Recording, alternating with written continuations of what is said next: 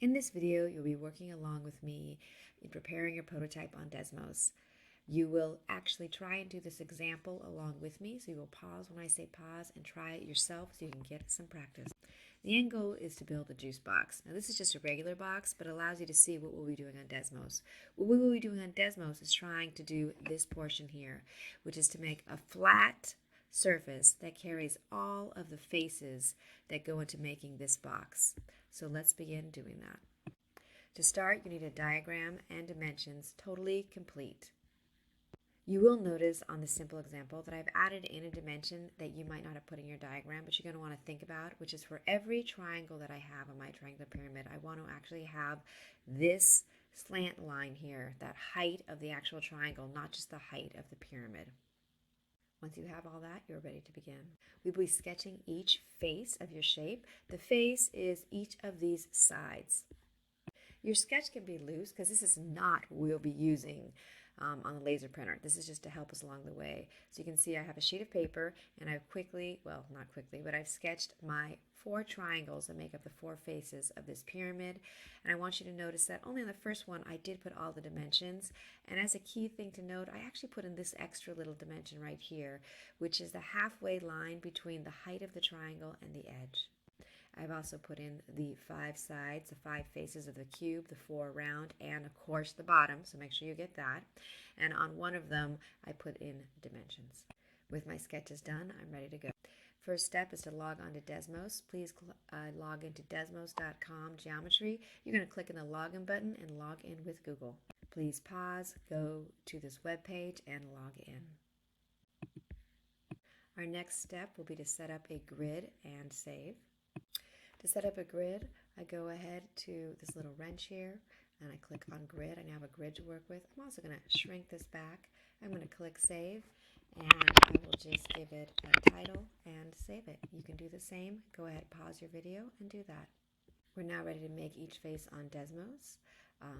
The key commands that we'll be using will be label, rotate, angle, and reflect. Let's begin. Let's start with the squares, so please note the dimensions and let's create those on Desmos. All right, to begin, I'm going to make a line. So I'm going to grab this line here. I'm going to make the first line of the square. And then I'm going to actually figure out the length of that line because I know I need it to be 3.33. So I hit this little arrow button, okay, and I hit the 3 dots right here and I click label. I can now see how long it is. Please pause and just make yourself a line of any length. Go ahead. All right, once you've got your line, we need it to be the right length. So now I can see it, so I'm going to actually move this to get it to 3.3. Best I can. If you have to stop at 3.31, that's fine. You want to get as close as you can. One way to get a little closer is to actually enlarge your drawing here. And when it gets a little bit bigger, I can sometimes get a little more precise. All right, I'll shrink it back so it's not quite so large to look at. Go ahead, pause your video, and get this to 3.3. Now one thing that's nice is that when I have this arrow key on, I can kind of move things around. So I'm going to kind of move it to the side because I know eventually I'm going to want to have 5 of them along here. So now I need to make my square. It's got a 90 degrees, so I'm going to actually go back to what we started at the beginning of the year with transformations and use rotation to actually create 90 degrees. So I go to my arrow, I click on my line, I'm going to click on transform, I'm going to click rotate, I'm going to choose, this is my point, and I'm going to type in 90. And I'm going to look at this arrow. I can see it's going to move it around. Looks like that would be the right way. Let's try it. And it moved it. Go ahead, pause, and try doing this yourself. All right, let's make another line now. So I'm going to highlight this again. I'm going to go to transform.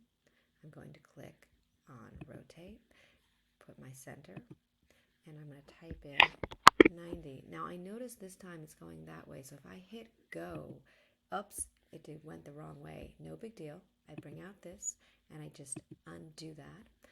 All right, and then I'm going to just try that again. So I highlight it, I go to transform, I go to rotate, I put this as my center. I noticed 90 didn't work, so I'm going to try going the other direction, just 270 degrees to kind of get it over there. So I'm going the opposite way, and this time it did work. Pause and go ahead and do the next line.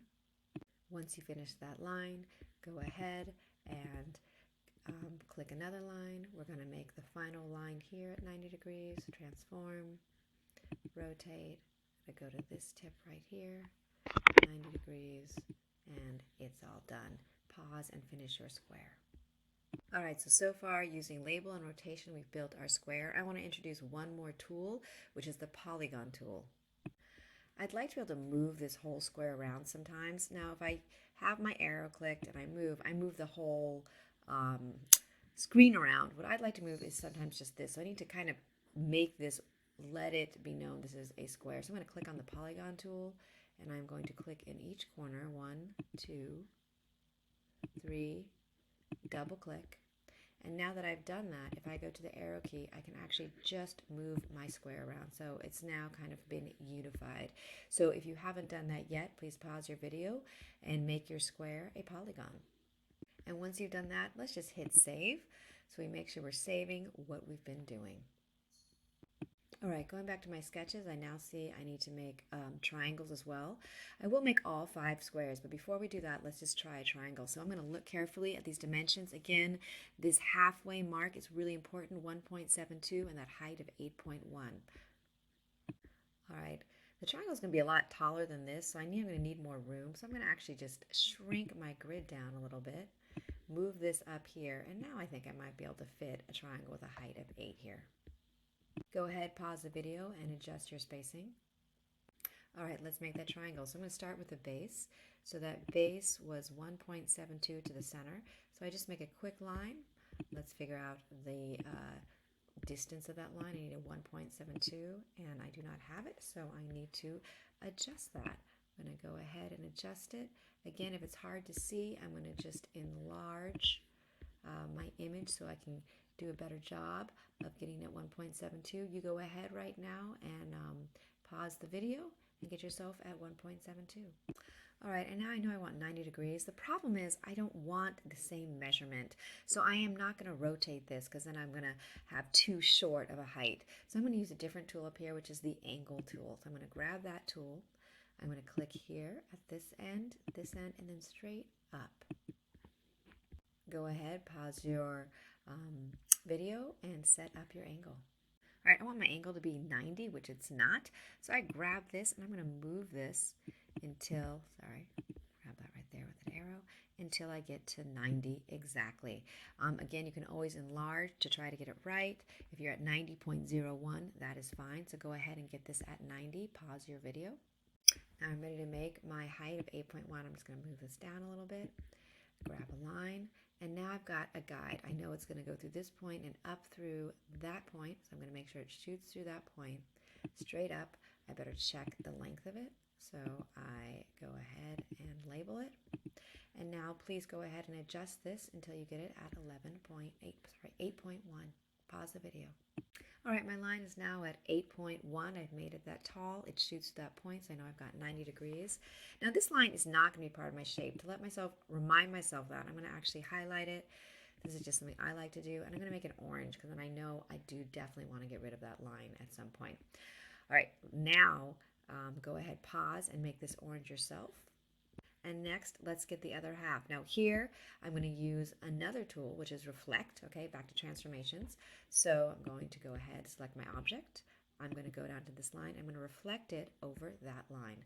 Transform, I go to reflect, I click on this line, and now I have my perfect 3.3 line right there. Pause the video and go ahead and reflect.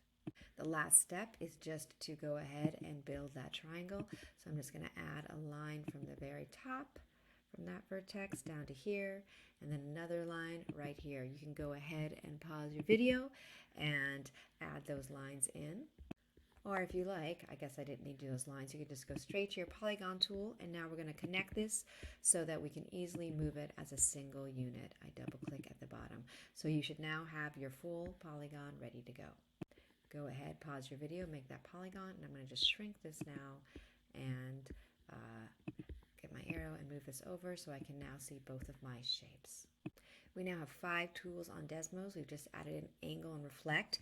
And we're going to use this reflect tool now to make sure that we have enough triangles and squares. So using reflect, we can make sure we've got 5 and 4 triangles. Let's go ahead and do that. First thing I'm going to do quickly is just hit save again. This doesn't hurt. Pause and hit save as well. Get a good habit going. And then you're going to go ahead. We need to make a reflection line. So we're going to make 5 of these. So I'm going to go ahead, make a line right here.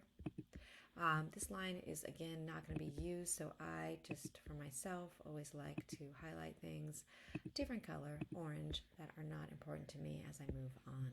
Go ahead and do that, please. Pause the video. So I've got my line of reflection. I'm going to go ahead and highlight my square with one click, transform, reflect, click the line I want to reflect, and I now have 2 squares. Pause the video and go ahead and do that. I can make another square by putting in another line of reflection, so go ahead and do that. Pause the video. Once I've got that second line of reflection, I'm actually going to click on something a little different. I'm going to go to box select, because I'm going to actually reflect 2 of these, because then I can, if I reflect both of those, I get suddenly 4 real quick. So I've highlighted both of these. I go to transform, reflect, and boom, I now have 4.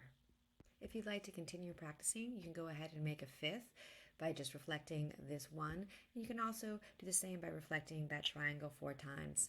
Just remember to hit save often, and hopefully with these 5 tools on Desmos, you can make all the cutouts you need. So you should be ready to begin making the cutouts for your own project.